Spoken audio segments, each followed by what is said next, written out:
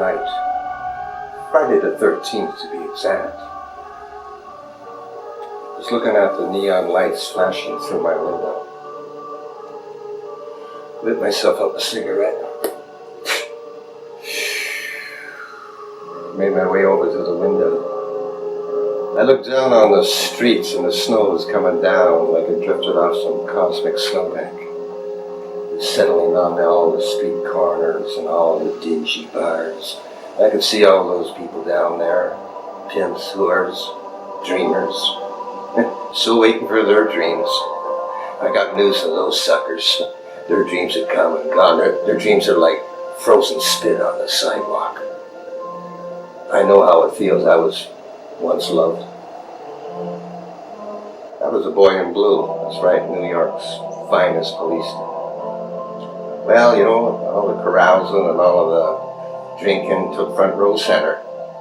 Cops didn't want me, neither did the wife Mona. Yeah, I looked out again at that cold, cold night. See some of the bums are moving, probably going somewhere to bum something for a beer. Then I heard the phone ring. Ring! Hello? Johnny! Mona? Help me! Where are you? I'm in the what? She hung up. Minutes later, I was out on the cold streets of New York City.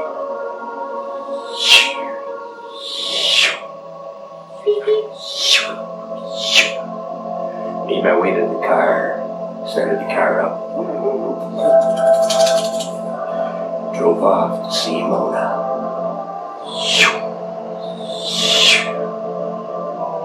I looked out on the cold, cold sea. I could see the big tankers coming in like a bad dream from some sailor's floaty nightmare. No time at all, I was at Mona's. I was standing outside of Mona's apartment building. The light was on, but no one was moving. I started thinking way back when we first got married. I'd been out all night. I gave Mona a call. Johnny, you come home right now.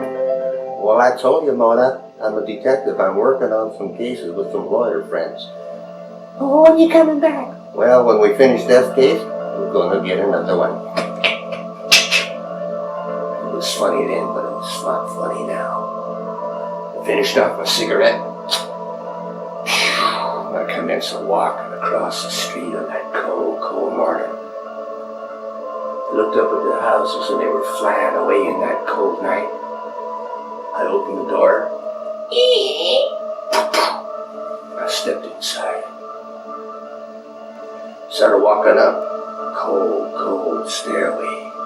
The moonlight was shining off the banisters. Came up to Mona's door. No answer. Opened the door. I stepped inside. There was an arrow on the table pointing at the wall. A wall, I thought. I looked up at the wall and there was a wall scenery of a tropical jungle. I seen eyes blinking in the back and they ran back. I couldn't believe it. I must be tired. That's it. That's what it is. They blinked again. And my American private eye instinct moved me and I ran dashing through that jungle. We'll be right back to Johnny Slink right after this message. Hello, folks. Well, Johnny Slink is in big trouble as usual. I want to tell you about a wonderful diner. It's called the Make Believe Diner, right at the corner of Nowheresville and Dead Ends Avenue. At the Make Believe Diner, you order from a Make Believe waiter. Anything you want, mashed potatoes, French fries, you fill it up, my friend, all the sweets you want, and you will not gain weight at the Make Believe Diner. Make Believe Diner. Come on down on Sundays, get a free meal. Down at the corner of Nowheresville and Dead Ends Avenue. Now, right back to Johnny Slink. I couldn't believe this. I was in the jungle. A minute ago, just before that commercial, I was in Mona's apartment building in Manhattan. Dead of winter, 1948. I don't want to be here when the sun sets. That sun was a red rubber ball and was floating down through that green foliage. I gotta stay where this tree is because that's where I came into this dimensional world. Suddenly a beautiful bird flew up and landed right in front of me. Cocking its head like it usually does, trying to figure me out. And she began to speak. Are you looking for Mona? Mona? Mona? Well, yes, I am, little birdie. And how do you know Mona? Oh, I know Mona. And I know you too, Johnny. I don't know you, bird. Life is a never-ending mystery. There are many houses in this house of consciousness, Johnny. That was Jimmy, the Speedo. You can't be Jimmy. Jimmy's dead. Oh, no, I'm not. Follow me to Mona's. The boot flew off. He flew off. I had no choice. I had to follow him, my friends. I had to follow that little girl. She dropped a feather. I put a pebble on it so the wind wouldn't blow it. Half hour later, we were right on the edge of a jungle. There were all kinds of people working away. All in these outfits, working away on that red soil. Mona is down there in that makeshift office by the jungle. Well, thank you, little birdie. The bird flew off. I made my way down to the hut. I looked inside.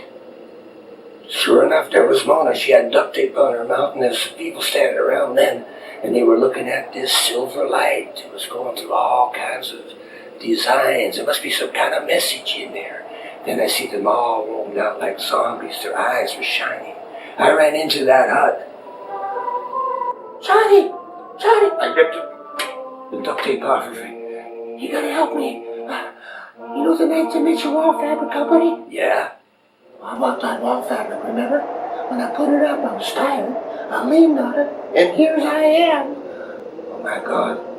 Mona, I was untying her. A lot of people have been phoning the agency for their missing loved ones. You gotta help me, Johnny. I untied her. As I was untying her, I looked up, and on the wall was a wall fabric scenery of the estate of Charles Bronin. That's right, Charles Bronin's brother.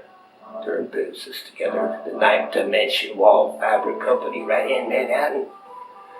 Well, Mona, if you're thinking what I'm thinking, let's lean in and find out, because if this guy's got answers, I sure the hell got the questions. And we leaned into that wall, my friend.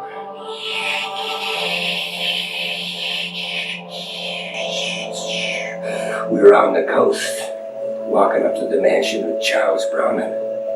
I could hear the wind howling my name. Johnny, you want another little drinky poo? Oh, shut up, wind, I said. We opened the door. We stepped inside. Johnny, I don't know. Come with me, Johnny. It's all right. Johnny, no. Yes, just hang close. Right at the end of the hall, there he was. Hi, Johnny. I've been waiting for you. I don't even know you, Charlie. Oh, yes, you do. Have you met the bird? Johnny, I don't know what to do. You just come with me. We moved a little closer. Kids. Hey, there's a lot of magic and there's a lot of strength in dream frequencies. Did you know that? Just ask your brother Phil. You leave him out of this, I said. He didn't know what was going on. Follow me, kids.